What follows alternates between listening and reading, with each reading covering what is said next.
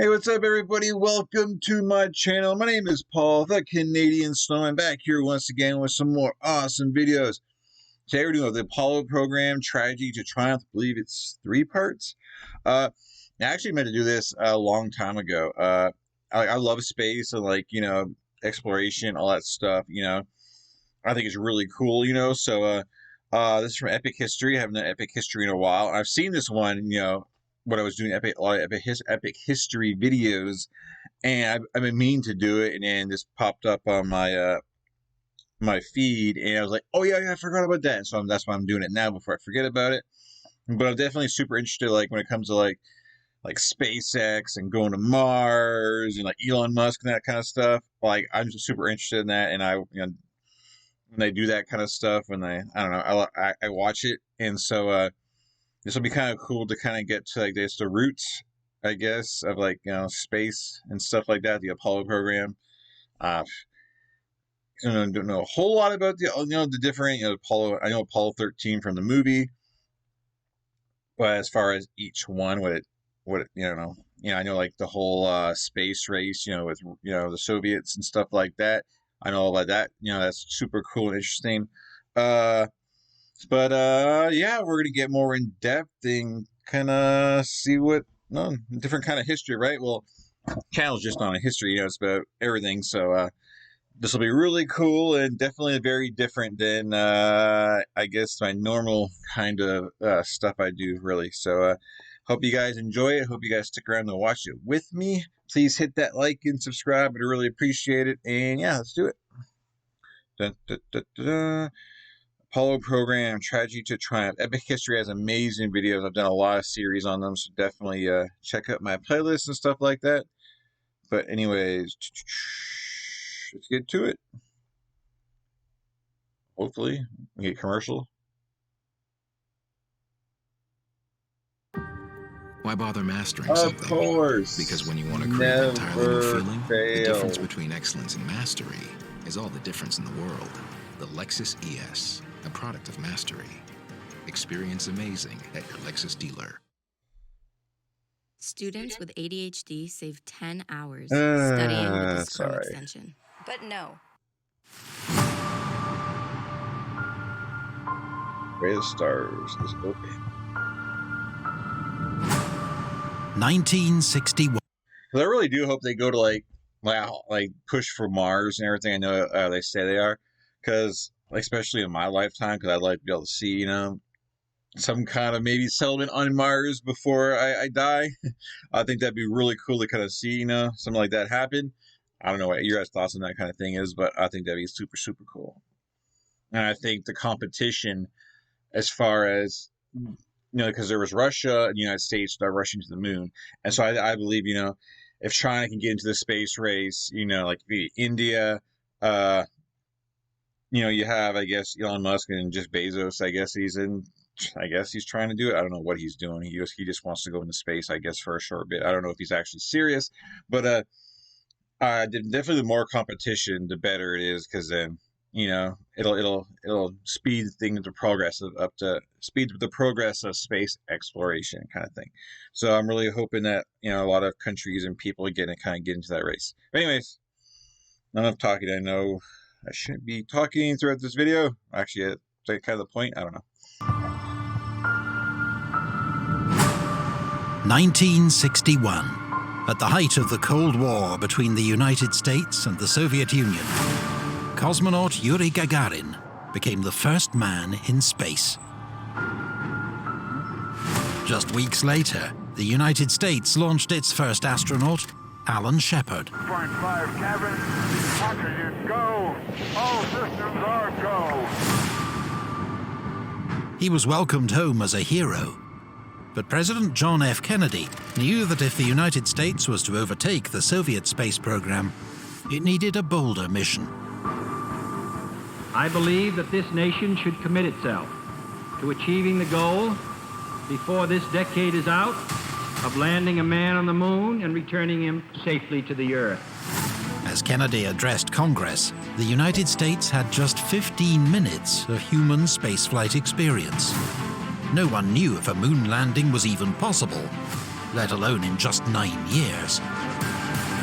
It would be an unprecedented engineering and scientific undertaking, marked by heroism and tragedy.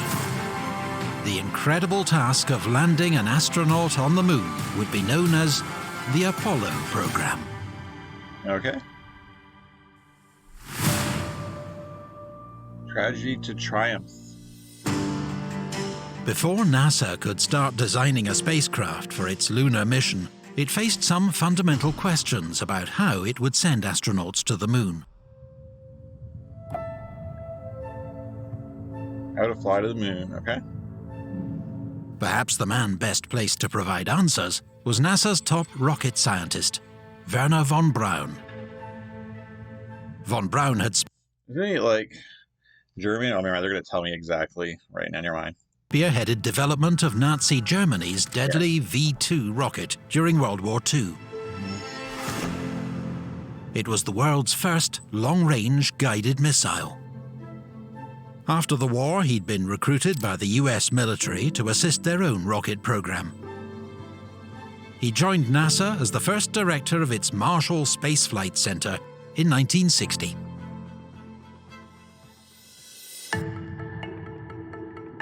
The most obvious way to complete a lunar landing was to send a single spacecraft from Earth to the moon and back again. Yeah. But a spacecraft large enough to carry all the necessary supplies, equipment, and fuel for the journey would need an impossibly huge rocket to launch into space. Von Braun wanted to solve this problem by launching the spacecraft in pieces aboard smaller rockets and assembling it in orbit around Earth. Huh. But there was still the problem of landing such a massive spacecraft on the moon's surface. NASA engineer John Hobolt suggested another option, one initially considered far too dangerous by NASA's most senior engineers. Not one, but two spacecraft would travel to the moon, joined together. The first was a Command and Service Module, or CSM. It would provide fuel, power, supplies, and living space for 3 astronauts as they traveled to and from the moon. Okay. The second spacecraft, the Lunar Excursion Module, or LEM, would land on the moon. It would be piloted by... The only reason this actually looks familiar is from the movie Apollo 13. I don't know if any of you have ever watched it, but you know the whole design thing. If you're, whatever, if you've seen it, you know what I mean. But yeah, this is definitely familiar, and it only really is familiar is because of the movie. 2 astronauts, whilst the third stayed behind to fly the CSM. Because the LEM only needed equipment and fuel for a lunar landing, it could be small and light. The huge savings in weight meant this spacecraft could be launched on one smaller rocket. Von Braun endorsed Hobolt's proposal, but the plan was high risk. To dock and undock the 2 spacecraft, NASA would need to invent new piloting techniques and execute them flawlessly, because if anything went wrong, the astronauts would have no hope of rescue. True. Wow. NASA embarked on years of pioneering research and development. The space flights of Project Mercury and Project Gemini paved the way for Apollo. Over 16 crewed missions in just 5 years, American astronauts learned how to eat, sleep, work, and walk in space. But President... I think one of the things is, I believe so, like, in this time period, like, money really wasn't, like, an option. Like, they could do all this stuff, and that's how they were able to do it in 9 years, just because they can have as much money as they want, because they were racing the public, you had to beat the Soviets kind of thing. And so, but, like, now, there is not that, like, the public doesn't really see, I understand, the space exploration, all that kind of stuff as like a must-have, and so like the money's tight, and so they kind of have to pick and choose what they want to go to space for, kind of thing. I guess I don't know if I'm saying this right, but like if money was an option like today, which seems kind of crazy considering Elon Musk and Jeff Bezos are like the richest people in the world. So you know, I don't think money would be an option, but it kind of is.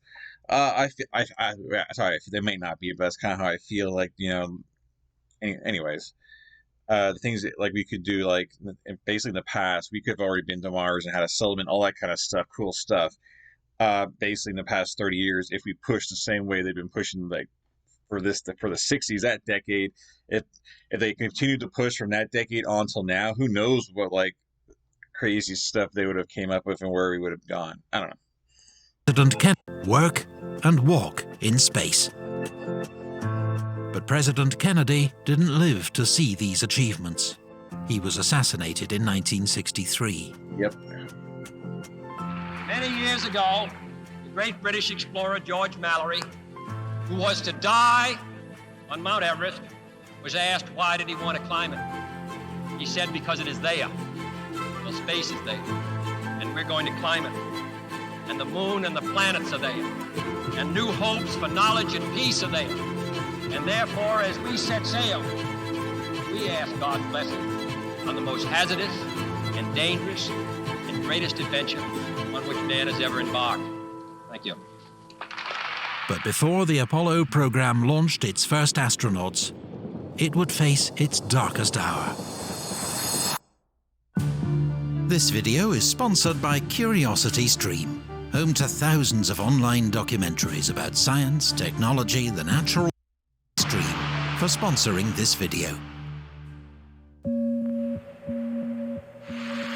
Apollo 1, 1967. Hey,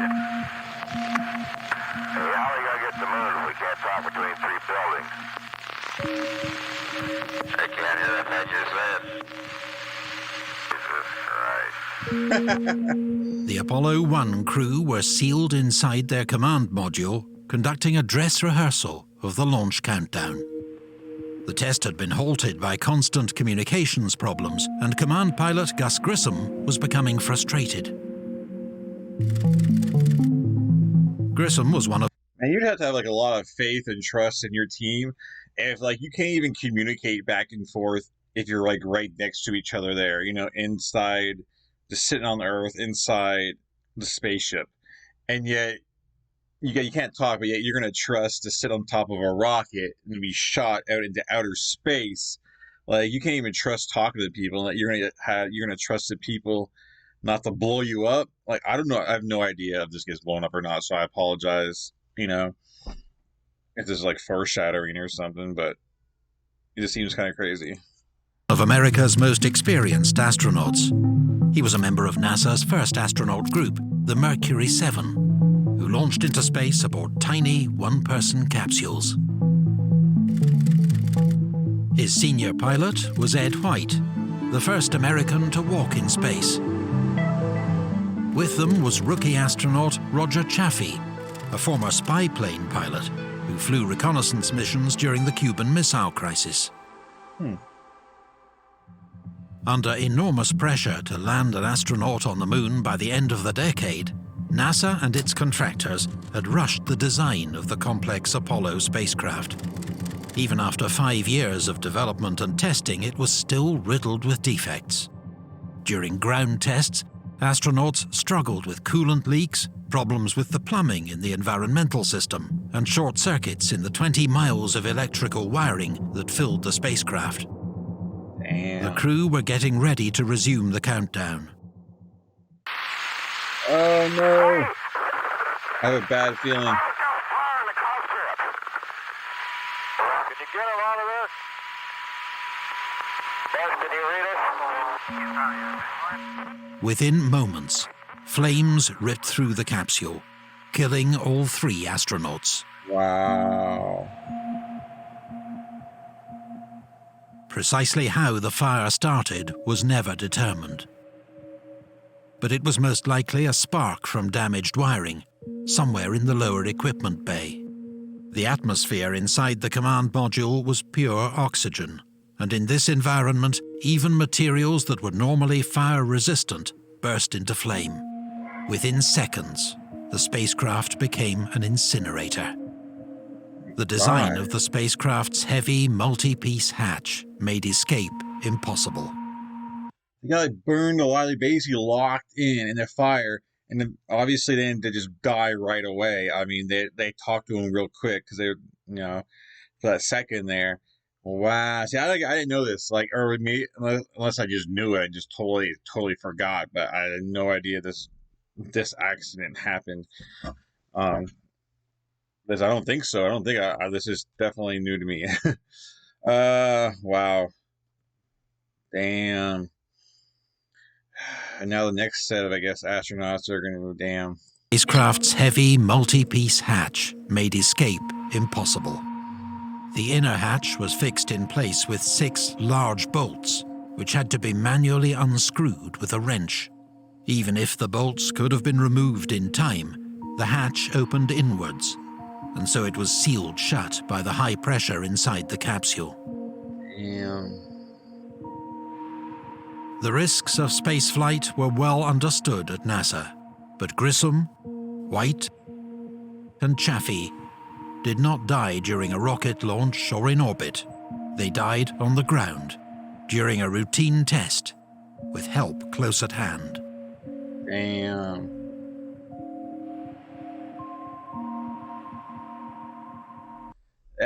Basically, that definitely makes it worse. I mean, I guess if you're dead, you're dead. But like, they probably like had dreams of being like famous or putting their names in the history books, of going to space and whatnot. And they didn't even get to space to be like, hey, like, like for relatives or family, say, hey, they made it. They did this. They did that. They just died in a test. And like, wow. I mean, that's rough. I mean, die in space, I guess either way, whether you die in space or die now, I mean, you're dead, so you're not going to know anyway. But I don't know, like, it probably wasn't, and I wonder if they kept this more under wraps, because it was back in the 60s. So, anything bad, you think they'd probably want to keep it, keep it a secret from the Soviets kind of thing, or from the public, so, funding doesn't get, I guess taken down or whatnot. But I don't know. Wow, that's crazy. Rest in peace, right?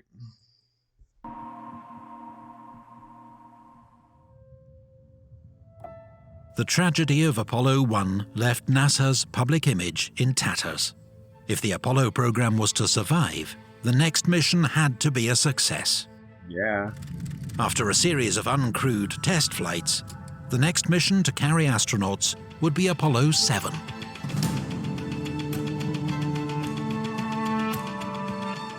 Learning from the failures that caused the Apollo 1 fire, NASA redesigned the Apollo spacecraft. The new Block 2 model had fireproof wiring and spacesuits made with non-flammable cloth. At launch, the capsule was pressurized with a safer oxygen-nitrogen mix, and its new single-piece hatch could be opened in just 7 seconds. The lunar module was still in the design phase and would be tested on later flights. The Apollo 7 crew had been the Apollo 1 backups. Like Gus Grissom, Mission Commander Wally Schirra had been part of the original Mercury 7 astronaut corps. Their mission was to give the new Apollo... So they were dedicated when they were the backups, and they seen their, their comrades, die, and they're like, I'm doing this. We're just continuing to do this. Like, all these people are just dedicated. They want to go to space. They want to be a part of something. And all these guys know the risks, especially these guys, since they were the backups. And they're like, yeah, let's do this, Interesting.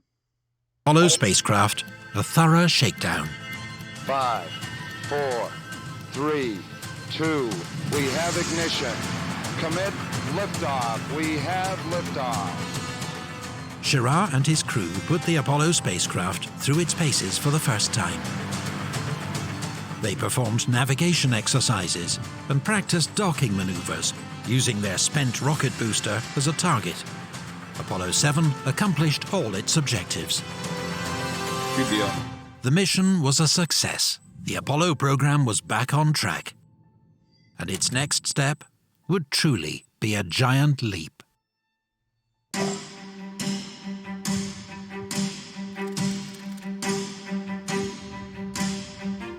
In April 1968, a CIA report suggested that the... So 1 chance in 3 you don't make it back. So you have a 33% chance of dying. Which, you know, all these ones, everyone knows the risks. Everybody, all those people on the jumping on board knows the risks. But I'm sure there was probably like a lot of people behind them saying like, hey, if you're not willing to go, I'll take your spot. So, you know, I'm sure, you know, a lot of people are jumping out even though they know the risks. But, you know, there's a lot of things in life if you do, there's a risk, you know. So it's just, these risks are just definitely heightened. In April 1968, a CIA report suggested that the Soviet Union was about to send cosmonauts around the moon. To stop the Soviets beating America to another first, Apollo 8, originally intended as a test of the lunar module in Earth orbit, would instead be sent on a mission to orbit the moon. The furthest any human had traveled from the surface of the Earth was 850 miles. Apollo 8's crew would travel 240,000 miles from home, with no hope of rescue if their spacecraft failed. Oh, yeah. The mission commander was Frank Borman, an Air Force colonel, test pilot, and aeronautical engineer. His command module pilot was Jim Lovell, who knew Borman better than most. On Gemini 7, the two men spent a record-breaking and I think he was on Apollo 13, if I remember the name correctly from the movie. Sorry if I keep referencing the movie. Borman better than most. On Gemini 7, the two men spent a record-breaking and grueling 14 days orbiting the Earth in a tiny spacecraft. Joining them was Bill Anders.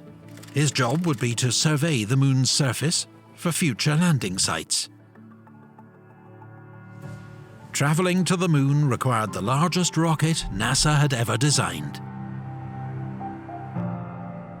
Borman, Lovell, and Anders would be the first astronauts to ride the mighty Saturn V. We have commit. We have liftoff.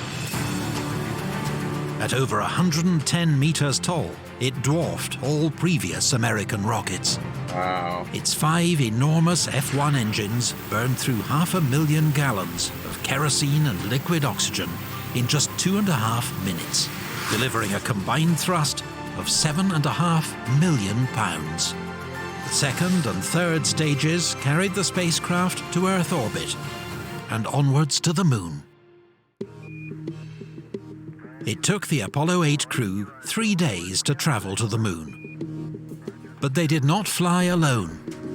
Like all Apollo missions, Apollo 8 was carefully managed from the Mission Operations Control Room in Houston, Texas, popularly known as Mission Control. Right. Teams of flight controllers operated round the clock, overseeing the spacecraft's trajectory and every one of its onboard systems. I'm sure. All voice communications to the spacecraft passed through the Capsule Communicator, or Capcom, a position all... This looks cool because I remember being a kid going to school, going to the science center in Toronto, and yeah, we have all our class, and you have part of us on a spaceship, and you have part of us in a control room, and you'd have to communicate with the people, you know, next room who were on the spaceship or in the control center, and it was this kind of setup. It was really cool and really interesting. So I don't know why it just brought up some memories from school. It was really cool. And then this was like in like 7th, 8th grade, something like that. Always filled by a fellow astronaut. The flight director had overall responsibility for the mission and the final say in every decision. When Apollo 8 reached the moon, the crew had to fire their large SPS engine to slow down and be captured by the moon's gravity. If the engine didn't fire for precisely the correct amount of time, Apollo 8 could crash into the moon or be hurled into deep space. It was impossible to communicate with the crew whilst they were behind the moon. Right. The staff at Mission Control waited nervously for news. Apollo 8, Houston, over. Go ahead, Houston, Apollo We've got it. We've got it. Apollo 8 now in lunar orbit. Borman, Lovell and Anders were the first humans to view the lunar surface close up. But the most incredible thing they saw was their home planet. On the third orbit, Anders captured one of history's most remarkable photos, Earthrise. The image was peaceful, but 1968 had been a difficult year for the United States. The nation was bitterly divided over the war in Vietnam. Black Americans were still fighting for their civil rights. Martin Luther King was assassinated in April, and Bobby Kennedy in June. Wow. But for NASA, at least, the success of Apollo 8 brought hope. For the first time, it seemed possible. I wonder with all this going, with all the, you know, what was going on this time in the States, if, like, how much did this Apollo program even, like, make the news, or, like, was it even on people's minds, really, or all this was kind of behind closed doors, you know? It was kind of like a government thing between the Soviets and the Americans, like, we have to beat these guys, because it seems like just the regular public wouldn't really be focused on this with all this other stuff going on, you know. They probably just something else on the news, but they really didn't probably cared about or followed it. I could be wrong, but, you know, that's what it would seem like. I don't know. Just like, I guess I go just like today. Well, I guess with, you know, with stuff going on, do people really want or focused on, like, going to space and Mars? I mean, I'm definitely interested in it. Definitely following that kind of stuff when that, you know, all the big stuff does happen. But I think that's the regular person probably doesn't really think much of it, right? Even today. Possible they might meet President Kennedy's goal and land an astronaut on the moon before the end of the decade. But the lunar module was still untested, and landing on the moon held many unknowns. Right. There would be no room for error. Hey, Houston, we've had a problem here. Can say again, please. Houston, we've had a problem.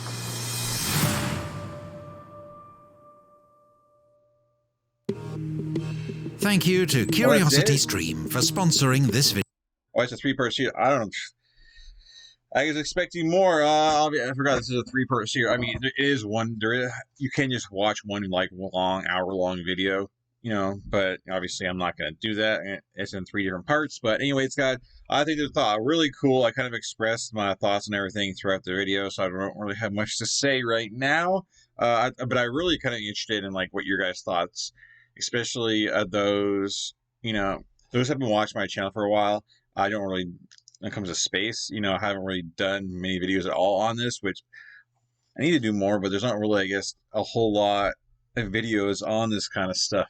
But anyway, I don't know what your thoughts are. Those of you who are, like, big, you know, like, history nuts like me, and love that kind of stuff. Like, what are your thoughts on like, space and stuff? Are you interested in that too, or is it more just history, and you don't really care about kind of space exploration, or you kind of, like, really kind of into that too and hope that, you know, we do more with space exploration, stuff like that?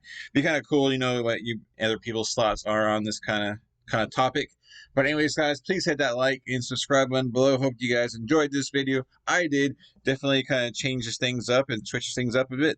Anyways, peace. Catch you guys in future videos. I am out. Thank you for watching.